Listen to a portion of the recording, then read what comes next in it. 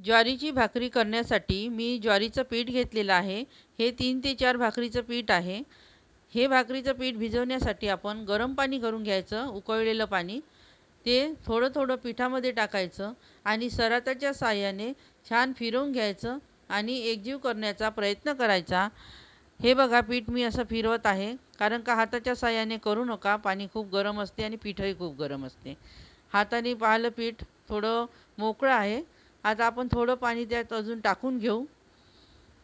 थोडं पाणी टाकल्यानंतर त्याला अजून भिजवून घेऊ. छान छान फिरवून घ्या आणि हे भाकरीचं पीठ एक साईडला असं थापून घ्यायचं आणि त्यातलं एक भाकर करण्यापुरतं पीठ काढायचं आणि हे असा थंड पाणी घ्यायचं, ते टाकायचं आणि असा गोळा बनवायचा.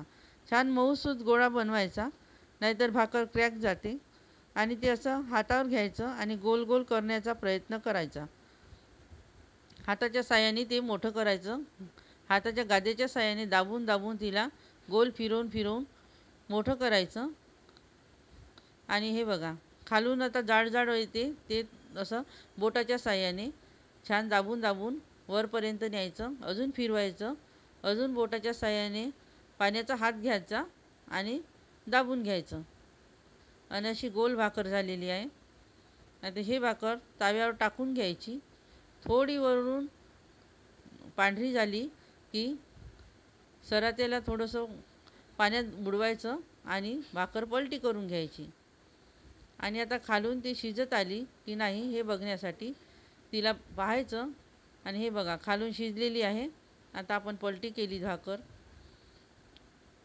आणि खालून पण छान शिजली आहे दोन्ही साईडनं आणि छान पोपडा पण आला आहे. आता आपण पोळपाटावर भाकर कशी लाटायची ते पाहू. त्यासाठी थोडं पीठ घ्यायचं, ते पाणी टाकून टाकून छान मळून घ्यायचं. पीठ छान मऊसूत गोळा बनवायचा त्याचा, नाहीतर भाकर क्रॅक जाते लाटताना. पोळपाटावर पीठ टाकून घ्यायचं आणि गोळा ठेवून लाटण्याच्या साहाय्याने त्याला असं गोल गोल लाटून घ्यायचं. ही भाकर खूप छान होते, पातळ होते आणि लवकर पण शिजते. असं गोल फिरवायचं हाताने आणि दाबून घ्यायचं, लाटून घ्यायचं छान. आणि हे आता तव्यावर टाकू आपण.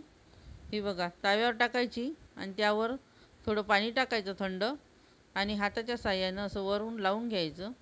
नाही तर ही भाकर पूर्ण पांढरी येते वरून आणि जळते पण. आता हे बघा, सराट्याच्या साहाय्याने भाकर पलटी करून घ्यायची. खालून भाकर शिजली की नाही शिजली हे थोड्या थोड्या वेळाने आपण असं पाहत जायचं आणि त्या साईडनं टाकायची भाकर. आणि हे बघा, खालून पूर्ण भाकर शिजलेली आहे. ही आता आपण एका कपड्याच्या साहाय्याने छान दाबून घेऊ. त्यामुळे खालचा भाग छान कडक येईल आणि भाकर छान मऊसूत, भाकर छान अशी फुगून येईल वर. पूर्ण शिजली आहे. खालून छान भाग कडक येते त्याचा आणि एकदम एकसारखी भाकर झालेली आहे. पहा किती छान कडक भाकर झालेली आहे. गॅस थोडा कमी करायचा आणि थोडं 1 मिनिट ठेवायचं. आता हा मातीचा तवा आहे, जो मी आता गॅसवर गरम करण्यासाठी ठेवला आहे. आता ही हातावरची भाकर मी मातीच्या तव्यावर सुद्धा तुम्हाला करून दाखवणार आहे. तवा गरम करायला आधीच ठेवला होता. ही बघा, असं पीठ आपण जसा पहिले गोळा घेतला तसाच घेतला आणि हातावरची भाकर दोन्ही हाताच्या साहाय्याने मोठी करायची. खालून छान बोटाच्या साहाय्याने दाबून घ्यायचं. पुन्हा दोन्ही हाताच्या साहाय्याने तिला दाबत दाबत नेऊन असे गोल फिरवून मोठी करायची. आणि खालून चांगलं जिथं जिथं जाड आहे तिथं तिथं हाताच्या साहाय्यानं असं हळूहळू छान दाबून घ्यायचं आणि गोल फिरवून घ्यायचं. अजून खालचा भाग दाबायचा. असं करून भाकर छान मोठी करायची आणि ती तव्यावर टाकून घ्यायची. आता याला पाणी वगैरे लावायची गरज नाही हातावरच्या भाकरीला. आता ती भाकर खालून शिजली की नाही पाहायचं आणि पलटी करून घ्यायची. आता हे बघा, खालून बघा कशी शिजत आहे ती. जिकडे शिजली नाही तिकडून टाकत जायची आणि शिजवून घ्यायची. आता खालून पूर्ण शिजलेली आहे. आता ही भाकर आपण उघडी करून टाकली आहे. तिला तशीच ठेवायची 1-2 मिनिट.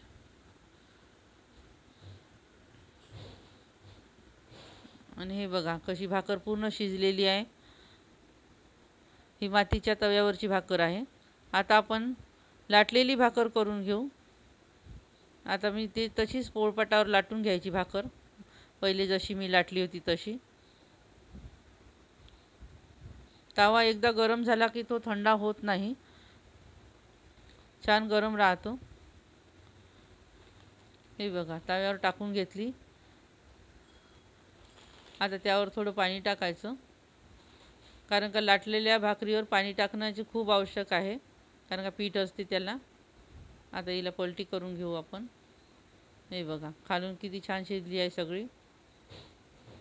त्यानंतर तिला पाहायचं खालून किती शिजली किती नाही शिजली ते, आणि ती पण उघडी टाकून घ्यायची. हे बघा किती छान शिजली पूर्ण.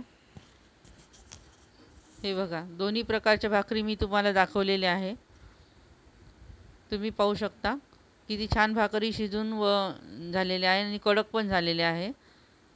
अशाच भाकरी तुम्ही करून पहा आणि माझे व्हिडिओला तुम्ही लाईक, शेअर आणि सबस्क्राईब करा आणि पदार्थ करून पाहत चला. धन्यवाद.